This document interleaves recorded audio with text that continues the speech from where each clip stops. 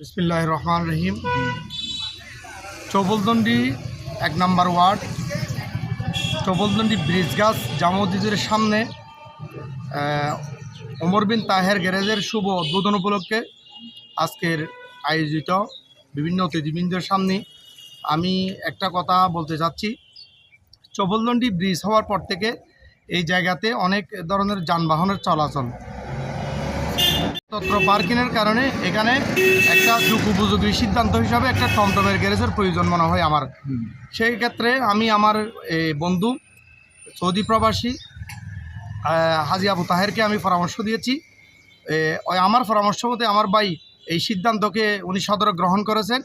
আমি আশা করি এই এলাকার যারা টমটমের মালিক অথবা টমটম ড্রাইভার অথবা মিশুকের যে ড্রাইভার মালিকগণ, এ ধরনের সুবিধার্থে এই গ্যারেজের মধ্যে আপনারা গাড়ি রাখতে পারবেন। চার্জিংয়ের ব্যবস্থা আছে। তাছাড়া এখানে যে ধরনের মেরামতের প্রয়োজন মনে করেন আপনারা, সুবিধা মতো এই স্থানে আপনারা মেরামতের ব্যবস্থা আছে, আপনারা মেরামত করে গাড়ির উপযোগী করতে পারবেন। এবং আমি মনে করি এই গ্যারেজ যদি আপনারা আপনাদের প্রয়োজন মনে করেন তাহলে এখানে গাড়ি রাখেন, তাহলে আপনাদের গাড়ির নিরাপত্তার বিষয় সিসি ক্যামেরার আওতাধীন থাকবে এবং আপনারা সুবিধা মতো গাড়ি বাহির করতে পারবেন, রাখতে পারবেন। এই গ্যারেজে আপনারা গাড়ি রাখলে মালিকরা আপনাদের গাড়ির নিরাপদ থাকবে, ড্রাইভাররাও সুবিধা মতো গাড়ি বাহির করবে এবং সর্বোচ্চ ছাড়ের মধ্যে এখানে গাড়ি রাখতে পারবেন আপনারা। আমি আশা করি আপনারা এখানে গাড়ি রাখলে আপনাদের সুবিধার্থে গাড়ি বাহিরও করতে পারবেন, যে কোনো সময় আপনারা রাখতেও পারবেন।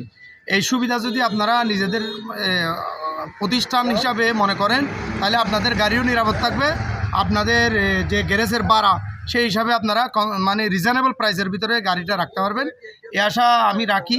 আর তাছাড়া এই যে মোড়ের মধ্যে জাম হয়, এটা যদি যতদিন পর্যন্ত এই জ্যামটা গুল চত্বর না হবে ততদিন পর্যন্ত জাম থাকবে। তাই সরকারকে আমি দৃষ্টি আকর্ষণ করে বলছি, এখানে যে গুল চত্বরটা যদি কি করে ফেলে, আমাদের যে এলাকাটা যে এখন একটু বাহির থেকে বেশি গাড়ি আছে, ওই গাড়িগুলো যথাযথভাবে কক্সবাজার অভিমুখে যেতে পারবে। আমি আশা করি সবার সুবিধার্থে গ্যারেজে গাড়ি রাখার জন্য অনুরোধ জানাচ্ছি।